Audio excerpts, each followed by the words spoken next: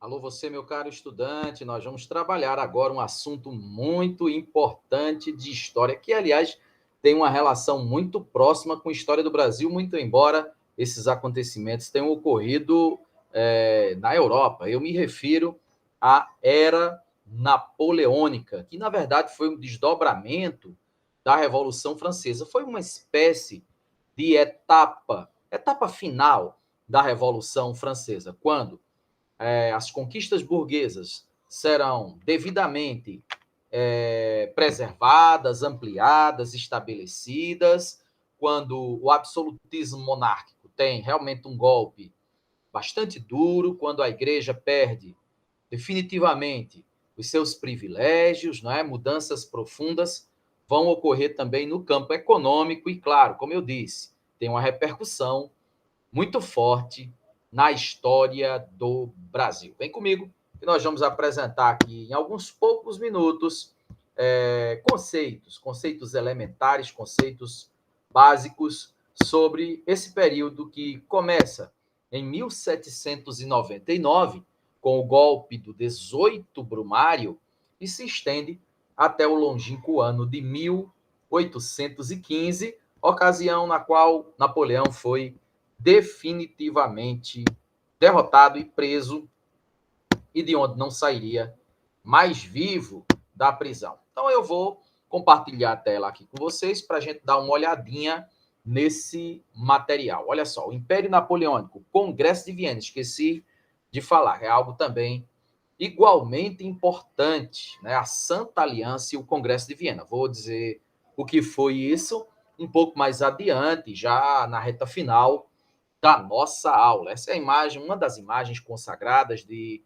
Napoleão Bonaparte, que era natural da ilha de Córcega, que hoje, se eu não estou enganado, pertence à Itália, mas que fez toda a sua carreira no exército francês, foi general destacado do exército francês e ascendeu depois ao posto de cônsul, certo? Uma espécie de primeiro-ministro, né? Mais ou menos seria isso hoje em dia, e depois sagrou-se imperador dos franceses em 1804. Varreu a Europa em guerras de conquista, acabou sendo derrotado pelos ingleses, muita coisa se alterou ali durante a passagem desse cara pelo poder. De modo que são 15 anos muito impactantes e nunca é demais ressaltar com repercussão aqui no Brasil. A gente vai ver onde é que a história da França, Napoleão, se cruza com a história do Brasil,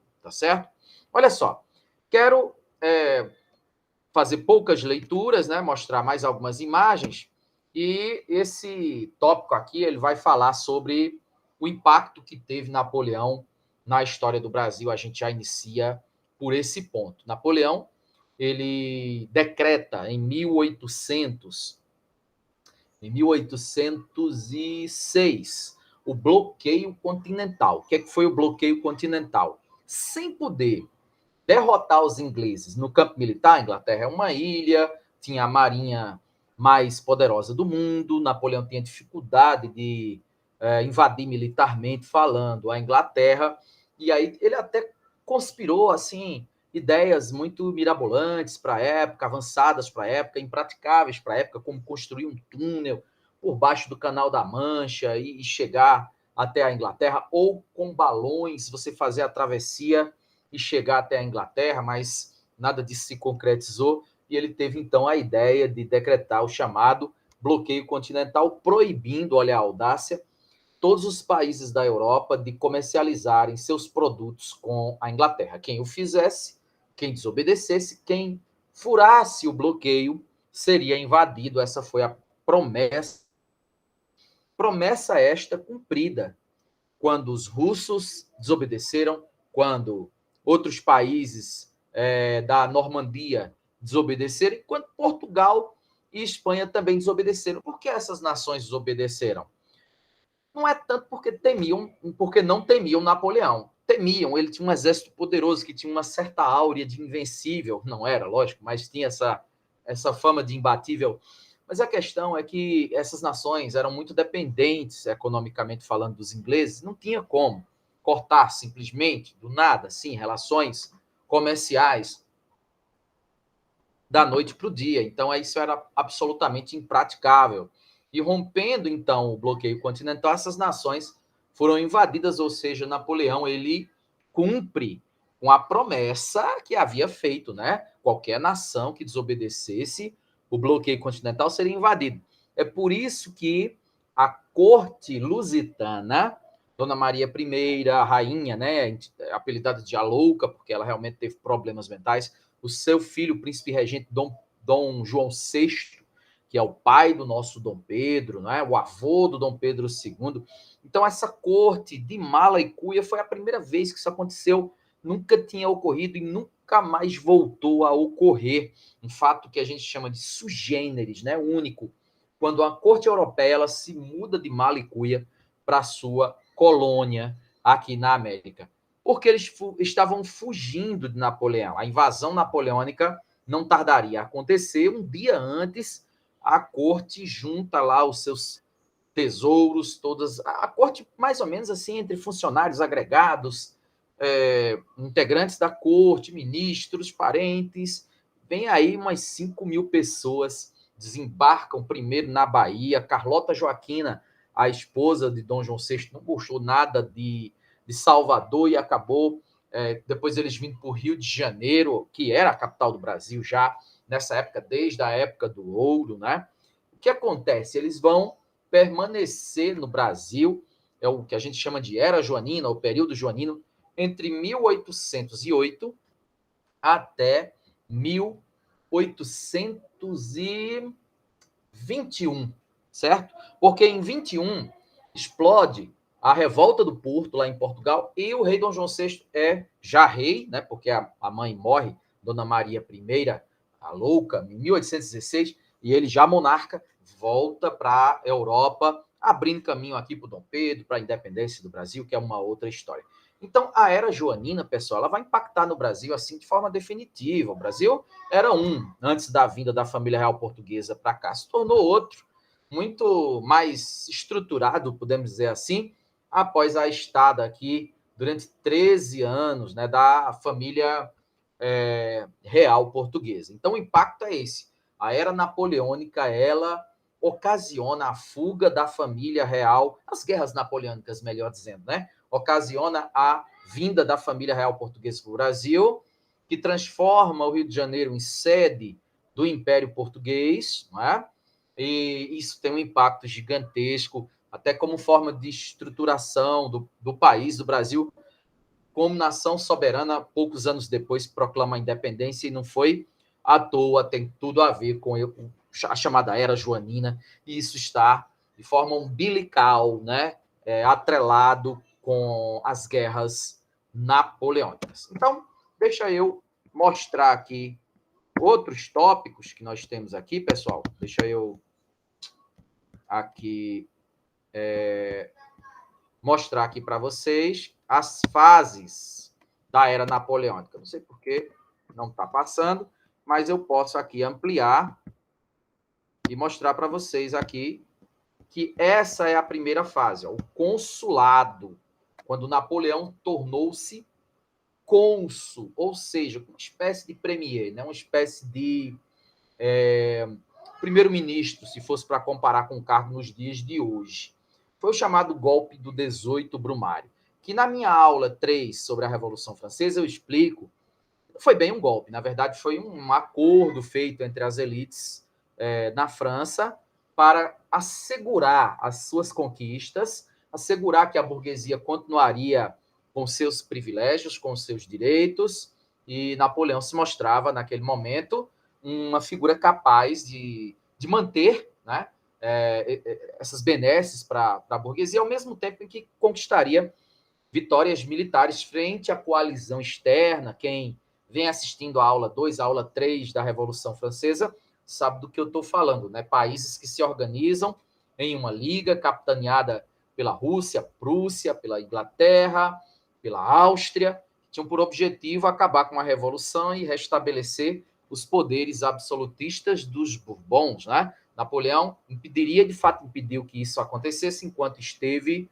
no trono. Mas Napoleão não conteve-se com o cargo de cônsul e logo, logo ele vai ascender ao cargo de imperador. Olha só, mas antes, enquanto ele é cônsul, eu mostro aqui para vocês algumas mudanças que Napoleão vai imprimir durante o período em que ele foi cônsul. Em primeiro lugar, ele faz um acordo com a igreja, ele retorna à igreja à França, que havia saído lá, principalmente durante o período da Era do Terror, a fase em que os jacobinos estiveram no poder, a igreja volta para a França, mas sem os privilégios de outrora. A igreja era uma instituição ainda muito poderosa e Napoleão entendia que era muito mais útil tê-la como aliada do que propriamente como adversária, né? E por isso costura essa aliança com a igreja, bem como as vitórias frente à coalizão externa. Ele também criou o Banco da França, não é, para reorganizar financeiramente falando as finanças do país, dentre outras medidas, como, por exemplo, o famoso Código Civil Napoleônico, que no mundo jurídico é ainda hoje uma peça da área do direito estudada, principalmente quem vai fazer faculdade de direito estuda as legislações do século XIX, do começo do século XX, tinha também por inspiração o Código Civil Napoleônico. Nesse código havia ali a legislação pertinente para a burguesia, né, garantindo ali os seus direitos, suas conquistas, a manutenção do seu status quo, da propriedade privada, da questão da igualdade jurídica frente a nobres, frente a clérigos. Napoleão, então, empoderado, quer dizer, sentindo confiança, com conquistas na área militar, com avanços na área financeira, com avanços na área jurídica, com o apoio da burguesia, com o povo também entendendo ser um momento de prosperidade, e ele, então, lança a ideia de organizar um plebiscito, que é uma consulta popular, onde ele, então, perguntaria às pessoas se o consulado deveria continuar ou se ele deveria sagrar-se imperador. Reza aí a lenda que aproximadamente 84% dos franceses escolheram o império, escolheram o imperador, e ele, então, vai organizar a sua própria coroação. Note você que há uma diferença entre império e reino. Por que é que Napoleão não se declara rei, e sim imperador? Há uma diferença que eu quero explicar para vocês. O império pressupõe conquista, dominação, expansão. O reino, não necessariamente. Então, ele, na verdade, como ele tinha os planos de conquistar a Europa, só que para conquistar a Europa, tinha que conquistar primeiro a Inglaterra, né? A principal rival, coisa que ele acabou não conseguindo fazer. Então, como eu dizia, para conquistar a Europa, então ele tinha esses planos de expansão, de anexação de territórios, coisa que ele vai tentar fazer, e vai exatamente sagrar-se imperador numa cerimônia luxuosíssima, onde ele, inclusive, convida o Papa, na época, para a coroação. Está aqui a gravura que mostra a cena dele pegando a coroa e vai colocar em si mesmo. O Papa Pio VII viaja centenas de quilômetros de Roma até Paris, recebeu um chá de cadeira danado quando chegou lá e não comandou a cerimônia. Havia uma expectativa de que o Papa, já que ele estava presente, iria ali fazer uma fala, né? Iria coroar Napoleão e conduzir ali os trabalhos da cerimônia, mas Napoleão, nesse gesto, ele coloca a coroa em si próprio, ele deixa o Papa quietinho, calado e sentado, e ele depois coloca a coroa na rainha Josefina, que está aqui de joelhos perante ele. Isso era simbólico, isso era uma mensagem, né? Ele estava querendo dizer, na França, mando eu, na França a igreja não tem vez, não tem poder aqui, quem dá as cartas sou eu e não o clero. E é assim que ele vai conduzir o seu reinado. Logo em seguida, parte para aquela ideia que eu acabei de dizer minutos atrás, né, sobre o bloqueio continental, tá? Portugal desobedeceu, a corte teve que fugir, até pelo exemplo do que ocorreu lá na Espanha. O que ocorreu na Espanha? Após a desobediência, a quebra do bloqueio, os espanhóis tiveram seu território invadido pelas tropas napoleônicas e Napoleão destitui a monarquia Habsburgo, lá da Espanha, e coloca no trono espanhol seu próprio irmão, o José Bonaparte. Né? Então veja que a Espanha tinha um rei estrangeiro, invasor, no trono, que era o irmão de Napoleão, colocado por este, Napoleão, por ocasião da desobediência do bloqueio. Então, os reis, isso foi uma humilhação. A Casa Monárquica Portuguesa não queria, né? Tinha um terror, um temor que isso ocorresse, essa humilhação com eles também. Aí pegaram os trapos e vieram embora para o Brasil, coisa que já falei aqui minutos atrás, que vai ter um impacto gigantesco aqui na nossa história. Olha aí uns pontos importantes dos feitos que Napoleão vai realizar nesse tempo aí que esteve no poder. Ó, o Código Civil, Código Comercial, os camponeses passaram a produzir mais e apoiar o regime, a indústria foi estimulada, o governo concluiu trabalhos, né, como canais, portos, estradas, o embelezamento de cidades, e com isso ele se torna um despótico, um autoritário, um monarca, um imperador com objetivos expansionistas. E com o bloqueio continental, então, arruma um monte de inimigos, né? Invadiu diversos países lá. Portugal não escapou de ser invadido, não. Simplesmente a família real não estava mais lá quando as tropas lideradas pelo general Junot chegam junto lá e invadem Lisboa. Então, a família real portuguesa já estava muito distante, né? Rumo ao Brasil. Nesse mapa, a gente visualiza aqui o Império Napoleônico no seu auge, no seu apogeu. Todas essas áreas de cor azul mais forte foram áreas conquistadas militarmente falando por Napoleão Bonaparte, certo? Destaca aqui para a Áustria no centro, ó, essa cor marronzinho, que era inimiga da França, né? Destaque para a Inglaterra, nessa cor goiaba, mega inimiga da França. Aliás, será a nação que derrotará Napoleão. Vamos passar aqui mais para frente. Aqui, ó, aquilo que a gente já mencionou. Talvez o ponto mais importante de toda a era napoleônica. Pudesse resumir um feito, um ato, um fato ocorrido na era napoleônica, nesses 15 anos que ele esteve no poder, sem dúvida alguma, foi o bloqueio continental. Vai impactar na América, vai impactar na Europa, vai mexer com toda a estrutura política e econômica dessas nações aí, e vai ser responsável também pela queda de Napoleão um pouco mais adiante. Vamos passar aqui para adiantar um pouco todos esses tópicos que estou falando. E agora a gente fala sobre os reveses, né? Nem tudo era flores, nem tudo era vitória, nem tudo era conquista, nem tudo era benesse para Napoleão. Ao invadir a Rússia, ele se deu muitíssimamente mal. Por que é que ele se deu mal? Porque a Rússia era um país gigantesco.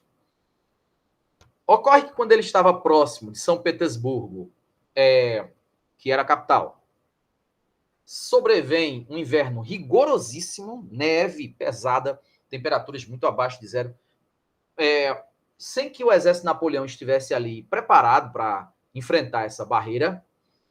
Os russos foram lançando mão de uma tática conhecida como terra arrasada, onde, ao invés de enfrentar o inimigo que se aproximava, os russos iam recuando, atraindo o exército de Napoleão para dentro, para o interior, e destruindo, eles próprios, os russos, iam destruindo tudo que pudesse ser utilizado pelo inimigo nesse avanço, nessa marcha, colheitas, tudo, né, que pudesse ser, de alguma forma, aproveitado ali pelo exército francês, de modo que sobreveio a fome, sobreveio o frio, imperou ali as dificuldades de logística e de transporte de material bélico, de armas e de avanço em função da neve, aí os russos atacam.